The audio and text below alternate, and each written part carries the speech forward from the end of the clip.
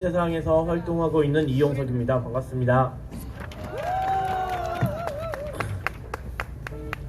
저는 제가 좋아하는 작가이자 그 아우슈비츠 생존자인 프리모 레비의 말로 좀 시작을 해보자 합니다.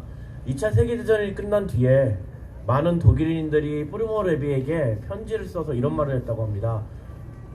우리는 나치가 아우슈비츠에서 그렇게 많은 사람들을 학살하는지 몰랐다. 정말 미안하다. 이런 편지에 대해서 프리모 레비는 이렇게 대답했다고 합니다. 대부분들의 독일인들은 알고 싶지 않았기 때문에 알지 못했다. 아니, 더 정확히 말해 모른 척 하고 싶었기 때문에 알지 못했다. 아는 것 그리고 알리는 것은 나치로부터 떨어져 나올 수 있는 유일한 방법이었다.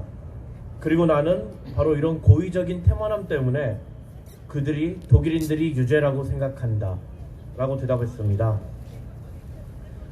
이스라엘이 팔레스타인에서 지난 75년간 저질러온 학살에 대해, 그리고 10월 7일 이후에 더 크게 저지르고 있는 학살에 대해 제가 자세히 말할 필요는 없어 보입니다. 이미 많은 분들이 거기에 대해서 많은 이야기를 해주고 있기 때문입니다.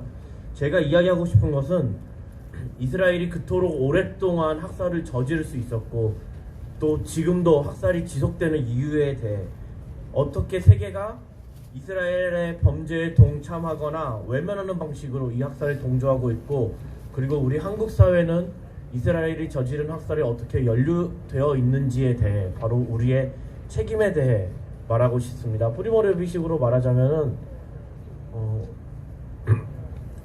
모른 척 하고 싶었고 알고 싶지 않았기 때문에 외면했고, 우리가 더 알려고 노력하지 않았고 널리 퍼뜨리지 않았던 우리의 책임에 대해서 이야기하고 싶습니다. 한국과 이스라엘은 많은 면에서 의외로 닮아 있습니다. 특히 무기 거래라는 측면에서 그런데요. 스톡홀름 평화연구소가 발표한 자료에 따르면은 한국은 세계 무기 수출 시장에서 수출 점유율을 8위를 기록하고 있습니다. 이스라엘은 10위를 기록하고 있고요. 그리고 전 세계에서 무기를 가장 많이 파는 100대 기업 중에 한국은 4개의 기업이 포함되어 있습니다. 한화 에어로스페이스, LIG 넥스원, 항공우주산업, 카이라고 부르는 기업입니다. 그리고 현대로템이 포함되어 있습니다. 이스라엘은 한국보다 하나 적은 3개 기업이 포함되어 있습니다. LB 시스템즈, 이스라엘 항공우주산업, 라파엘인데요. 이 중에 가장 대표적인 팔레스타인 점령과 학살로 돈을 버는 가장 대표적인 이스라엘 기업인 LB 시스템즈에 대항해서 전 세계의 평화 활동가들이 지난주에 이 각국에 있는 LB 시스템즈 공장 앞에서, 사무실 앞에서 공동 행동을 하기도 했습니다.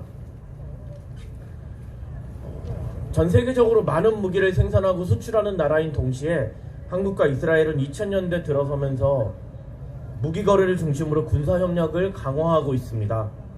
유엔 통계에 따르면 2014년 이스라엘의 가자 학살 이후에 지난해까지 한국은 이스라엘에 550억 원어치의 무기를 수출하고 있습니다.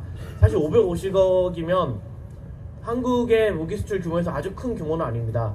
하지만 앞으로 한국의 방산 기업들과 이스라엘의 기업들이 공조를 넓혀가고 있고, 특히 이스라엘 기업들은 스파이웨어라든지 AI 관련된 분야에서 나쁜 쪽으로 최첨단을 달리고 있어서 그런 쪽에서 한국 기업들이 공조를 하고 있습니다.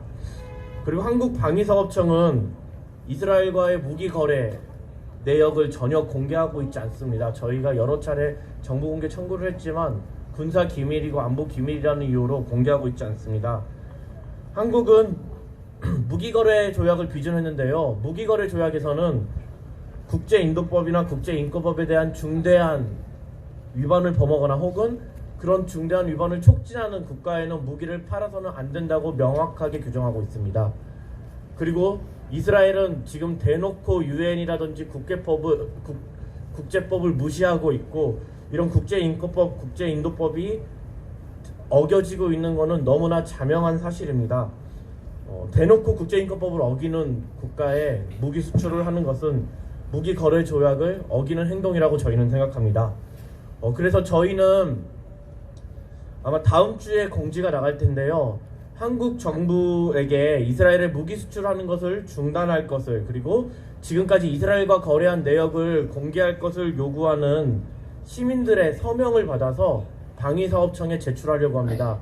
서명 캠페인이 시작되면 여기 계신 분들이 많이 동참해 주시고 또 주변에 널리 알려주시기를 부탁드립니다.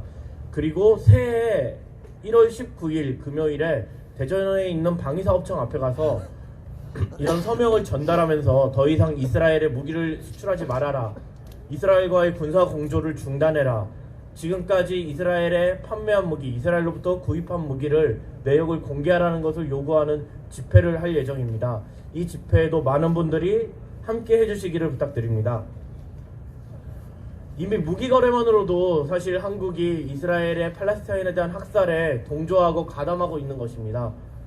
그런데 그런 학살이 유지되는 것에 한 발짝 더 다가서려고 한국 정부는 하고 있습니다. 아까 사회자께서도 말씀해 주셨는데 후티 반군이 이스라엘에 대항한다는 이유로 홍해에서 다양한 선박들을 공격하고 있습니다. 거기에 대해서 미국이 후티 반군으로부터 홍해의 평화를 안 지킨다고는 명목으로 각국에 파병을 요청했고 한국 정부는 이를 검토하고 있습니다.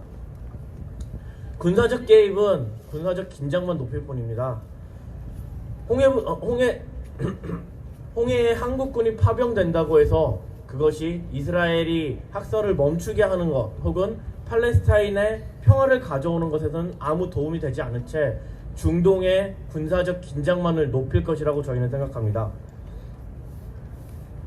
그래서 우리는 한국 정부가 이스라엘에 무기 판매하는 것을 중단하는 것뿐만 아니라 한국 정부가 지금 검토하고 있는 홍해에 파병하는 것도 막아야 한다고 저는 생각합니다. 제가 발언 초기에 우리에게도 책임이 있다는 말씀을 드렸는데요. 그게 우리가 잘못했다 이런 비난을 우리에게 돌리려고 하는 것은 아닙니다. 저는 책임이 있는 사람들은 그만큼의 힘과 권한이 있다고 생각합니다. 전쟁이 일어나는 것을, 학살이 일어나는 것을 군수산업체 혹은 군인들 혹은 정치인들에게만 책임을 떠넘긴다면 그것을 멈추는 힘도 그들에게만 있습니다. 우리에게 책임이 있기 때문에 우리가 그 책임을 행사하고 우리의 힘을 행사해서 이 학살을 멈춰야 된다고 저는 생각합니다. 그래서 우리가 할 수 있는 일들은 당연히 이스라엘이 학살을 중단하도록 이스라엘을 비난하고 이스라엘 대사관에게 중단하는 목소리를 내는 것뿐만 아니라 더욱더 큰 목소리를 한국 정부에 내야 된다고 생각합니다. 한국 정부가 더 이상 이스라엘의 전쟁 범죄에 쓰이는 게 분명한 무기들을 이스라엘에 판매하지 않을 것을 요구하고 홍해에 파병하지 않을 것을 요구하고 그리고 한국 정부가 적극적으로 나서서 이스라엘이 휴전협정에 나서고 더 이상 학살을 이어가지 못하게 하도록 우리가 한국 정부에 요구해야 된다고 생각합니다. 여러분들이 함께 해주시고 여기 계신 분들과 더 많은 사람들이 함께 한다면 우리가 한국 정부의 태도를 바꿀 수 있고 또 그렇게 많은 나라들이 바뀔 수가 있고 이스라엘을 압박해서 학살을 끝낼 수 있다고 저는 생각합니다. 네, 감사합니다.